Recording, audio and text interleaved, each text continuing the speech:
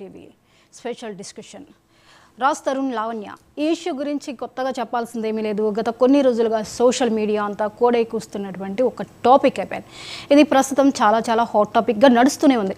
అయితే దీనికి ఆద్యం పోసినట్లుగా ఆర్జే శేఖర్ భాష ఎంట్రీ మరో మలుపులు తిప్పుతోంది. అసలు ఆయన ఎంట్రీ ఏంటి, వీళ్ళిద్దరి మధ్యలో ఆయన మాట్లాడడం ఏంటి, ఏం జరుగుతోంది, అసలు ఇది ఈ కథ అంతా ఎలా మొదలైంది, ఈ కథలోకి ఈయన ఎందుకు వచ్చారు, దీని మీద రకరకాల అభిప్రాయాలు కూడా వ్యక్తమవుతున్నాయి. మరి ఆర్జే భాష ఈ ఇష్యూ మీద ఎందుకు అంత ఇంట్రెస్ట్ చూపిస్తున్నారు మాట్లాడడానికి, అసలు తనకు తెలిసిన వాస్తవాలు ఏంటి, లావణ్య ఏంటి, రాజ్ తరుణ్ ఏంటి, అసలు వీళ్ళు చెప్తున్నట్లు వాస్తవాలు ఏమున్నాయి, మరి భాషకి శేఖర్ భాషకి ఎంతవరకు తెలుసో మనం ఈ డిస్కషన్లో అడిగి తెలుసుకుందాం.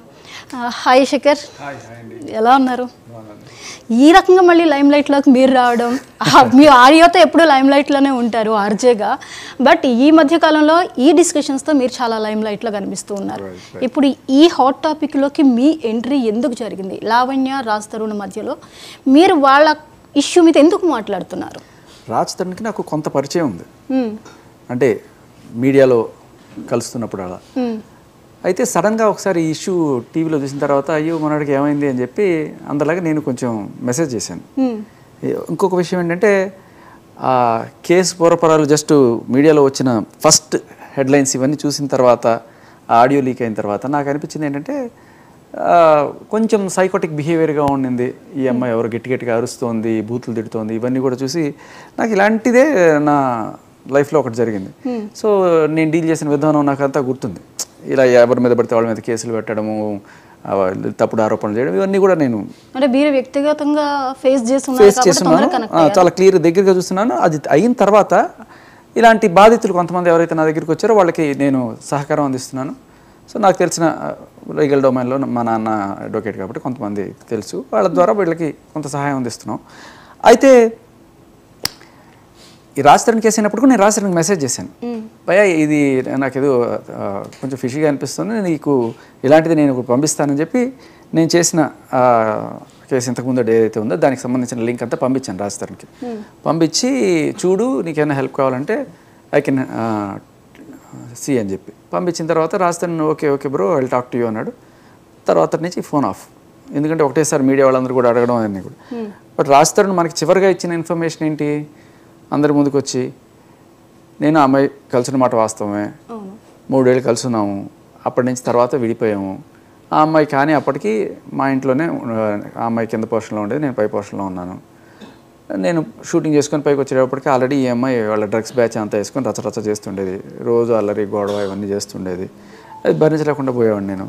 సో తర్వాత నాకు ఈ డ్రగ్స్ కేసు వచ్చిన తర్వాత ఇంకా నా వల్ల కాలేదు, నేను బయటకు వచ్చేసాను.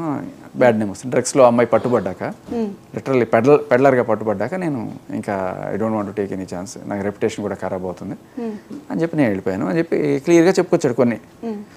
అయితే చెప్తూ అడిగారు, మరి మీరు రిలేషన్లో ఉన్నారు కదా, ఇలా అమ్మాయిని వదిలేయడం అది ఇది అంటే, నేను రిలేషన్లో ఉండడం ఏంటి భయ్యా, నేను రిలేషన్లో ఉంటే ఇదిగో మస్తాన్ సాయి అనేవాడి మీద నా మొగుడు నాకు కావాలి అని చెప్పి లాస్ట్ ఇయరే ఇది చేసింది అని చెప్పి ఆయన చూపించాడు. ఆయన చెప్పినవి, నేను చెప్పినవి ఇవన్నీ కూడా ఆయన చెప్పినవి. తర్వాత ఒక ఎఫ్ఐఆర్ ఇట్లా చూపించి తీసేసాడు, అది కూడా సరిగ్గా చూపించలేదు.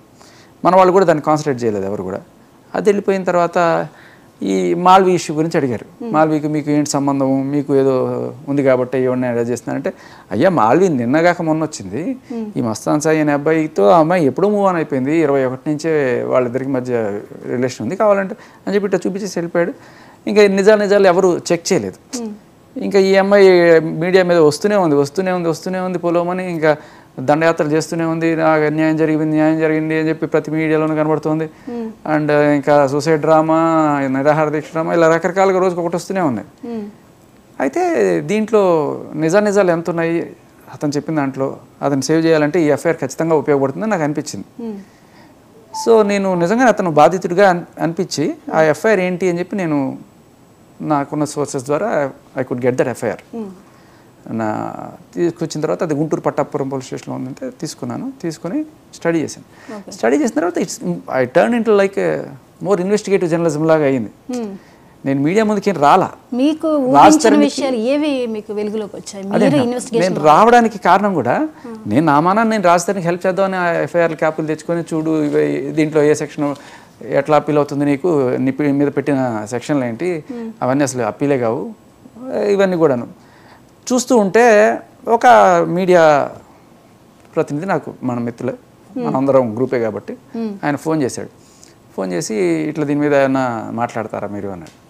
సరే, నాకు తెలిసిన అప్పటికి డీటెయిల్స్ ఉన్నాయి, చాలామంది ఏదో తప్పుడు దారులు పట్టిస్తున్నారు, రాజ్ తరుణ్కి ఎన్ని ఏళ్ళు శిక్ష పడుతుంది ఇది అది కనీసం ఎఫ్ఐఆర్ అర్హత కూడా లేని కేసురా బాబు ఇదని నాకు అనిపిస్తుంది. సరే, నేను దగ్గరికి వెళ్ళి చెప్పా, చూపించాను సాక్ష్యాలు, ఇదిగో ఇదిగో ఇదిగో ఇదిగో ఎఫ్ఐఆర్, ఆ అబ్బాయి మీద పెట్టిన కేసు, ఆ అమ్మాయి రాసిచ్చిందే ఆ ఎఫ్ఐఆర్ అని చెప్పి నేను చూపించాను. అప్పుడు కేసు టర్న్ అవడం వల్ల అందరూ ఆలోచించడం మొదలెట్టారు. ఈ అబ్బాయి చెప్పే దాంట్లో ఏదో నిజం ఉంది, ఒక ఆధారం పట్టుకొచ్చాడు, చూడండి అని చెప్పి చూపిస్తున్నాను క్లియర్గా. అయితే ఎఫ్ఐఆర్ చూపించిన తర్వాత వాళ్ళు సారీ